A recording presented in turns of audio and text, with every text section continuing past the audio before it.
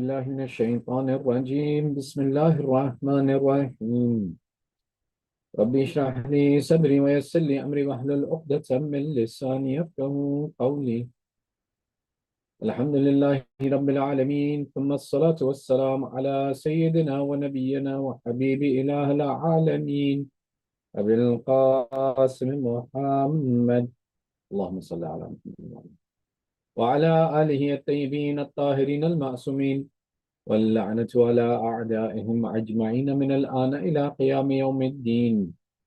أما بعد, respected elders, brothers and sisters, Assalamu alaikum wa rahmatullahi wa barakatuh. Alhamdulillah for the blessing of this Tuesday night, the night of Tawassul and seeking of intercession, that we have the opportunity to continue to talk about and learn from the lives of Ahlul Bayt. Today we're beginning our discussion around the life of our fifth Imam, Imam Muhammad ibn Ali al-Baqir wa al-Nabiyyin. Allahumma salli ala Muhammad wa ali Muhammad. Our fifth Imam is one whose life is in some ways an inflection point in the history of Islam, in that it is where we saw the flourishing of the knowledge of Ahlul Bayt amongst all of the people of the time.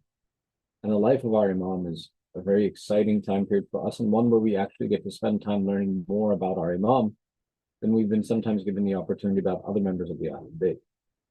Specifically, when we look at the legacy in Hadith from Imam al-Baqir, is actually more vast of what we possess than the legacy of Hadith and teachings that we have from Imam Hassan and Imam Hussain combined. So it was a time of teaching that we had with this Imam. So alhamdulillah for the barakah that we have the opportunity to talk about this Imam. Imam al-Baqir is born in the year 57 after Hijrah, and it is narrated that his birth was either on the 1st of Rajab or the 3rd of Safar. Now, the most popular narration about this is the 1st of Rajab, and it's the one that's more authentically celebrated. The 3rd of Safar is something that is written in some books, but you don't really see it reflected much in society. The 1st of Rajab is noted most famously as the birth date of the Imam, and this 1st of Rajab, 57 years, and then his life was for a period of 57 years. In this 57 years, we see that the 19 years of his life, from the age of 38 to 57, he was the Imam of the time. And prior to that, he was under the tutelage of his father. One of the interesting things about the Tariq of Imam al-Baqir is, or the history of Imam al-Baqir, is that he was actually present in the field of Karbala. And famously, he was of the age of either 3, 4, or 5. But most commonly, it's narrated he was about 4 to 5 years of age in the field of Karbala.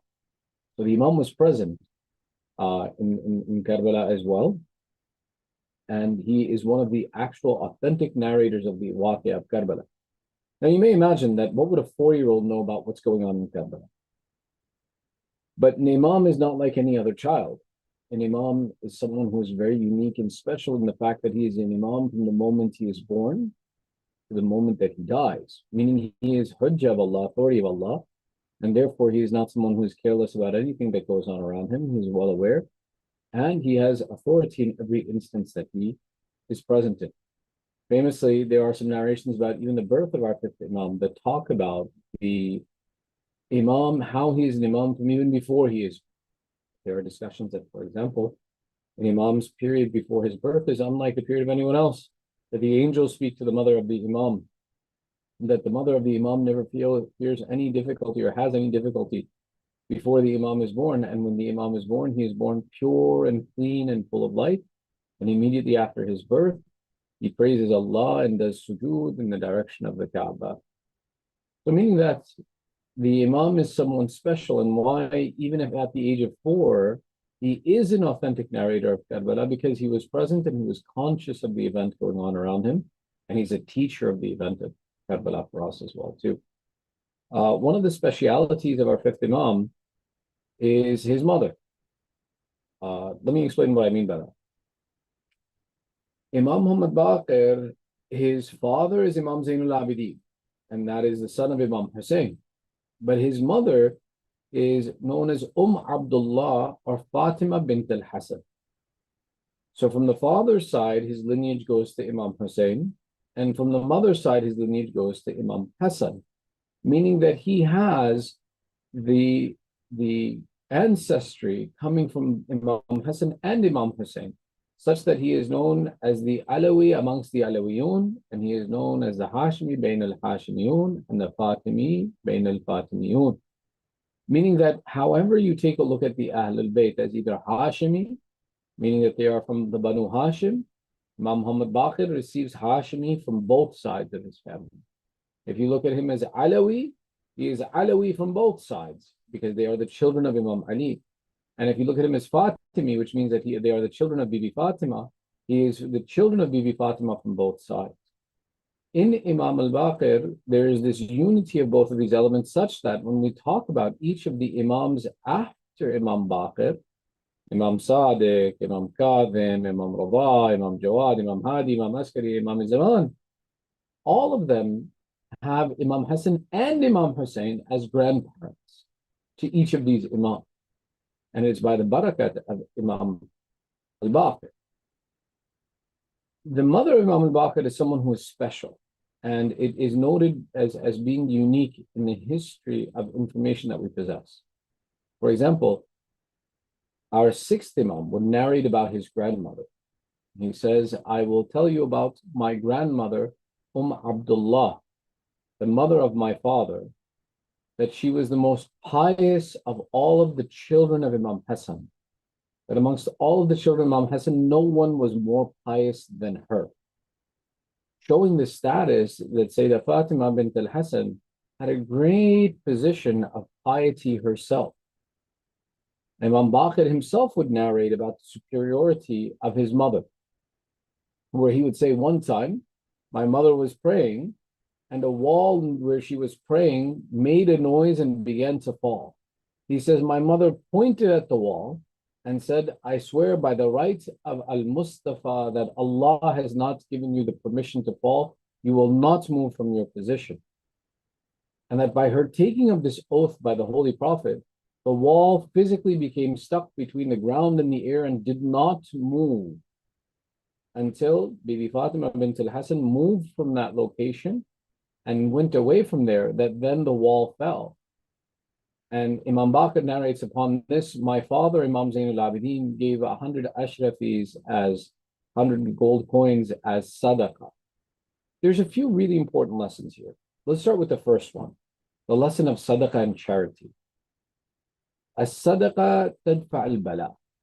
Our Prophet would explain and teach us that charity keeps away difficulty. What that means is that if there is a problem that will may befall us, that we can forego that difficulty by giving away charity from ourselves in the assistance of others, and that there's a variety of problems that Allah may stop them. Our Prophet would say that sadaqah stops 70 difficulties from befalling you, 70 different types of problems you can have in your life that are cast off by charity. Now, a typical person, when they see something like this, and let's say that it was a normal person who was supposed to unfortunately get hurt by something that was falling and was saved, the reaction is immediately, oh man, thank God my sadaqah saved me. And then they move on with life. The action of Imam Zainul Abidin is a lesson for us, that if there was a sadaqah that I have given that saved my life and protected me from a hardship, the thing that I should do as soon as that difficulty passes me is I should give more sadaqah to protect me from the next difficulty and the next hardship. So sometimes we may think, oh, alhamdulillah, Allah protected me. Something was about to go wrong, Allah protected me. And then we may think, it's the charity that I give that protected me. Great. Then Baba, give more charity now. You saw the effect of the last charity. So anytime you find yourself facing a difficulty and you successfully overcome that difficulty or protected from that hardship, our reaction should be, give more charity. It's the insurance policy that you saw in effect, and you don't want that policy to lapse. So give more charity. Another point of discussion in this is the status of the women of Ahlul Bayt. When we talk about and briefly mention, for example, Sayyidah Fatima bint al-Hassan, and we talk about her superiority and her character as being recognized to us through her being the mother of Imam al-Baqir, and then the Imam narrating some limited events of her life, is an explanation that the women of Ahlul Bayt are teaching. The greatest priority is not that the world knows our status and our ability. Rather, the greatest status for a woman is that her identity, her personality, bears the marks of hijab and preservation from society. The greatness of Sayyidah Fatima bint al-Hasan is in no way reduced by the fact that we don't know. Her greatness is enshrined in her love of Allah and her following of Ahlul Bayt and her proximity to the A'immah. She's the daughter of an Imam. She's the granddaughter of an Imam. She is the niece of an Imam. She is the mother of an Imam. She is the wife of an Imam. This greatness of hers that she possesses, that we just see a flash of, is really known by Allah, not by humanity. The point in mentioning this is that the contemporary culture that we live in believes that the value of a person is how famous they are and how well known they are.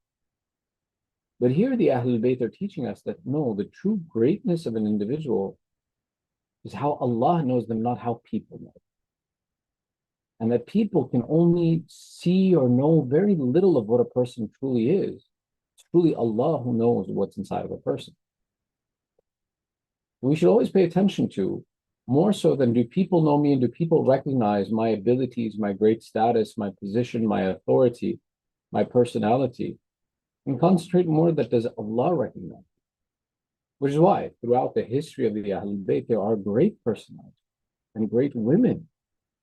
But those great women, we may not recognize them because their greatness was always enshrouded by the hijab of protecting their modesty.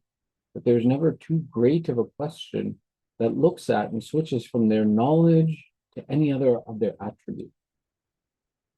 The sound of their voice, the attribute of how they walk, the beauty of how they were present, the look with which they would speak to people. None of this information is disclosed to us.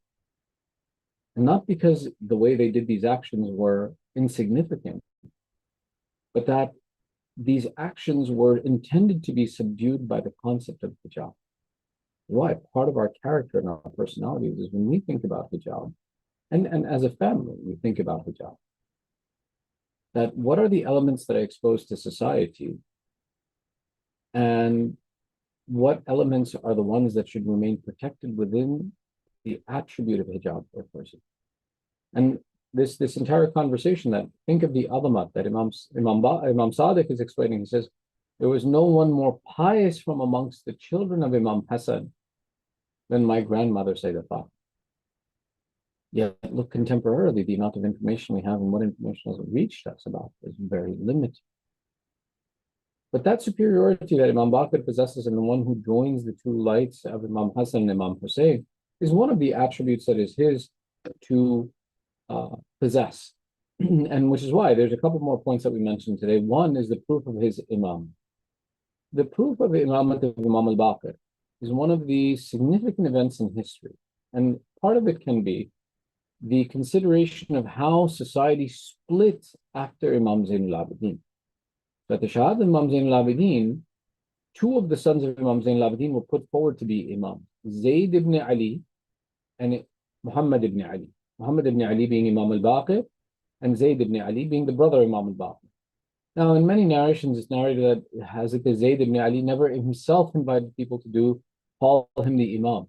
But that some people eventually made this decision to refer to him as an Imam. Why? Because he was someone who stood up as a revolutionary and fought against the Banu Umayyah. As a consequence, they drew the conclusion Imam Hussain fought. So then the next person who fights must also be an Imam, and that was Zayd. And they made the assumption that Zayd was someone who was the Imam of the time. This split in the Shia sect, in the Shia school of thought that continued from Imam Ali until this point in time, in the splitting after Imam Zain al-Abidin, one of the ways that we know which path we were supposed to take, because obviously we don't exist at that time, was the proofs of Imamat of Imam al-Baqir were such that no one could overcome them. And one of those proofs is the narration of Jabir ibn Abdullah al-Ansari. Now, Jabir was a companion of the Holy Prophet. Jabir is also the narrator of Hadith Kisa, which is a great and important hadith that we should all know and be attached to. Jabir is one who was present after the event of Karbala and is associated with Ziyarat of Arba'in and making sure that we perform Ziyarat of Arba'in.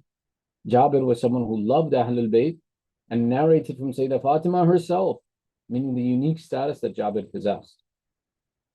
Jabir himself narrates that when I was in the life of the Prophet, he told me, "Oh Jabir, you will live on to a time until you will see the son of Hussain, Ali ibn al-Hussain, be the leader of the Imam of the time. And you will live on to a time until you will meet the son of Ali, who will be Baqirul ilm, will be the one who splits apart knowledge. And his name will be my name, and give him my salam." Jabir, from this, knew his lifespan and knew how long his life will be, that he will live so long that he will eventually meet the great-grandson or the great-great-grandson of Rasulullah, will be an Imam of his time. And he was given instruction from the Holy Prophet that give him my salam. So what they describe is they say that Jabir kept getting older, obviously time passed. By the time the event of Arba'in of Imam Hussain and the Shahadat of Imam Hussain takes place, famously Jabir is a blind man. And he has a servant Atiyah who takes him to Karbala because Jabir can no longer see. After the event of Karbala, clearly he continues to age. But they describe and they say, and this is where the discussion is, that did this event happen before or after Karbala? We don't know. But they describe and say that Jabir would sit in Masjid al-Nabawi and call out, "Baqir ya Baqir, Baqir ya Baqir." There's an old blind man. The people used to say, "Jabir, you've lost your mind. What's wrong with you?" Jabir would say, "I didn't lose my mind. The Prophet told me I would live long enough to give his salam to Muhammad ibn Ali al-Baqir. I'm looking for that Baqir, that I can give him the salam of the Holy Prophet. I know that my life will continue until I meet this person, and this is the function and the goal of my life, to meet this one individual." So he would sit inside Masjid Nabi and call out, "Baqir ya Baqir," meaning that even the society at the time, those who came in contact with the companion of Rasulullah Jabir, were of the realization that there is a scion, a remainder of the Holy Prophet that is present, who has a great status, such that Jabir, the companion of the Prophet, has a message from Rasulullah to convey. And they describe and say that eventually at one point in time, Jabir could smell that someone was coming. He could hear the footsteps that someone was coming that reminded him of the footsteps of Rasulullah, the scent of Rasulullah. Until eventually he comes upon a young man or a young boy who is Imam al-Baqir. And he recognizes him not by sight because he can't see, but through the smell, through the sound of the footsteps, through the words and the language that Imam al-Baqir used. And Jabir recognizes and says, "You are the one who the Prophet told me that I was waiting for." And he greets him. This hadith is actually quite interesting about the discussion between Jabir and Imam al-Baqir as a child. And Jabir, in his excitement to meet Imam al-Baqir, publicly begins to disclose who is Imam Baqir, that he is the authority of Allah on his earth. He is the grandson of the Prophet. He is the one who will possess the knowledge of the Anbiya. He is the one who will have these great statuses and positions. The consequence of this is that he is, in his old age, without consciousness, disclosing things that the public cannot handle. And one of the narrations discusses and describes that Imam Baqir becomes distressed by this and complains to his father, and Imam Zain al-Abidin says, "Forgive him, he's old, he doesn't know the consequence of this, that he's lost it at this point in time." This exchange is one of the authentic proofs of the Imamat of Imam al-Baqir, that we have Rasulullah telling us where the authority of Allah will be after him on this earth, and explaining all the way through the life of Imam Zain al-Abidin and Imam al-Baqir where the authority of Allah is. So when we look at the Imamat of Imam al-Baqir, it's not our discretion, rather it's the purity and the description that is given to us by Rasulullah that leads us to believe in the authority and the knowledge of Imam al-Baqir as being the authority on this earth. The reason this whole conversation is significant is that after the event of Karbala, there's a question that how do you know who is the Imam? In the life of the Prophet, those who were with the Prophet, it makes sense that they were Imams and authorities of Allah. But how do you know? There are those people who lay the accusation on us that, yes, we looked back in history, we found people who were pretty smart and pretty cool and just said, okay, you can be the Imam, you can be the Imam, you can be the Imam. Because different schools of Islam did do that. But our discussion and debate is that no, The hujjah of Allah, the proof of Allah on this earth, is one who is the absolute proof from the moment he is born, and there is no doubt in his authority. Which is why, along with this proof from Jabir, where the Holy Prophet is disclosing who is the Imam after Imam Zain al-Abidin, Imam Zain al-Abidin amongst his children would treat Imam Baqir differently, and his other sons would say, why do you treat our brother differently than us? And Imam Zain al-Abidin would explain that in him is the lineage of all of the Imams that will come until the final of our sons that will come. Therefore, he has a status above you and your brothers, that he is the authority of Allah on this earth. And the same way, Imam Zain al-Abidin would introduce the character of Imam Baqir, which is why one of the stories that we'll end with today is a discussion of one of the events that takes place in 38 years of the life of Imam Baqir under the authority of his father, Imam Zain al-Abidin. There is a description that Abdul Malik ibn Marwan, who was the Khalifa of the time, and we mentioned Abdul Malik ibn Marwan in last week's discussion. Abdul Malik, when he's the Khalifa, he gets into it with the Roman Empire. And during the Khilafat of Abdul Malik ibn Marwan, they were still using Roman coins throughout the Islamic nation. And that during this using of Islamic coin, of Roman coins in the Islamic nation, that the Romans were exerting effort on the Muslims. And the debate and discussion is very lengthy and very interesting about what was the disagreement. Some about, for example, putting Isa alayhi salam as the son of God on the coins, the Muslims objecting to this fact and disagreeing with this, and the Romans saying that we'll cripple your economy by refusing and boycotting your entire nation. Meaning that economic sanctions aren't something that we came up with. Economic sanctions were a tool used amongst empires to argue and debate and to control one another. And what the Romans had done in the time of Abdul Malik ibn Marwan had issued an ultimatum that we will cripple the Muslim empire by refusing to trade in Roman coins and refusing you to trade in our coins as well too. And we will boycott you with our currency. And the argument was that if there's no liquid currency that people can use evenly and purchase for the purchase of goods, and there's no standardization of value of what is the currency and how do you purchase something and sell something, the entire economy of this Banu Umayyah Khilafat would fall apart. In that situation, Abdul Malik turns to his advisors, and his advisors tell him to turn back to the family of the Prophet. And it's narrated that Abdul Malik seeks assistance from the family of the Prophet, and that Imam al-Baqir comes to Sham and solves this problem. Now, why didn't Imam Zain al-Abidin go? And we can imagine from the story we told last week that Abdul Malik didn't want to see Imam Zain al-Abidin anymore. He was afraid of him. So he asks Imam al-Baqir to come and offer assistance. And famously, the coins that were used, the first minted coins of this empire, of the Islamic government and the Islamic, what's called the Islamic environment, but again, the Arab government that was established through this time period, the structure of the coin, the weight of the coin, the description of the coin was all established by our fifth Imam Muhammad ibn Ali al-Baqir alayhi salam. And this happened during the life of Imam Zain. So there's some discussion that says that, and it points to that the first coins minted in the religion of minted in the empire of the Arabs was actually under the instruction of Imam al-Baqir. And some historians will say that Imam al-Baqir came under the authority of his father and gave this instruction. Others say that no, this was Imam al-Baqir who came and gave this action. And he was sent to go and give guidance for Imam Zain al-Abidin, but it was his guidance that was presented. In either way that we take a look at it, it's the light of Ahlul Bayt that was utilized to then make sure that this government and this realm of peace for Muslimin was preserved, and economic sanctions couldn't cripple the Islamic empire, because the Imam ensured that the safety and security of all of the Muslimin was protected by creating a currency that would now separate them from the influence of a foreign government, which is one of the amazing stories that we possess from the life of Imam al-Baqir. Which brings us to the final point of our discussion. Ma ma'na al-Baqir? What does it mean to be Baqir? Man kan al-Baqir, the one who is Baqir, is the one who splits open.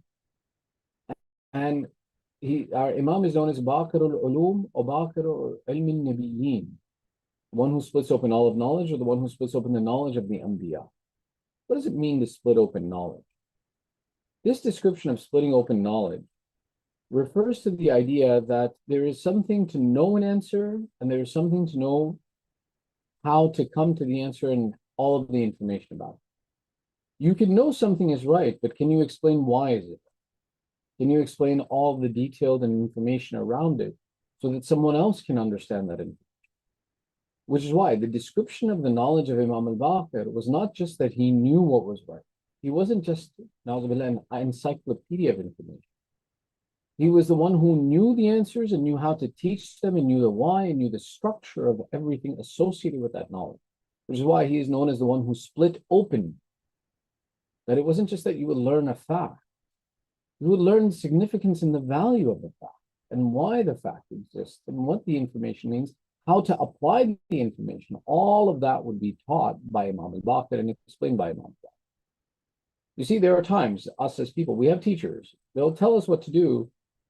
We really don't understand it.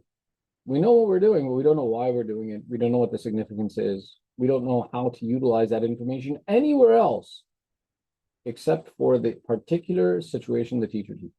For example, a teacher says, anytime you see a question that asks you for an average, you sum up the numbers and you divide it by the whole, divide it by all the numbers, and there's your answer. But that didn't explain to me what exactly is an average. It didn't explain to me the detailed information and science about how to come to this conclusion. The attribute of Imam al-Baqir was such that his depth of information and the way he would teach would give you the entirety of information, not just a fact that you could follow. And this is why he's known as the one who split apart knowledge, who split it to its core and would teach the fundamental essence of information so that people had the most comprehensive knowledge about a subject when he would teach them.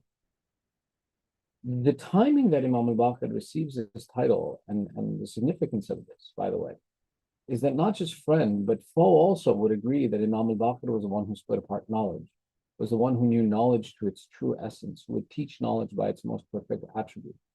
That people who liked him and disliked him alike would give this attribute. There's only one exception to this, where one author, Sibt ibn Jawzi, who comes and he says, al-Baqir was not because he split open knowledge.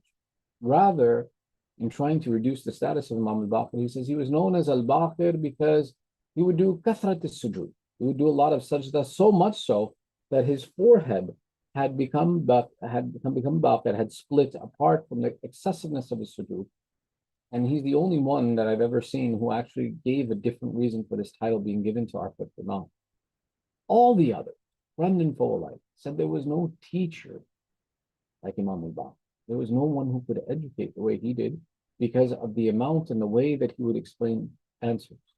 There's even a narration that describes and says that once a man who came to the Kaaba says, I saw someone sitting with their back against the Kaaba, sitting between Hajar al-Aswad and the door of the Kaaba.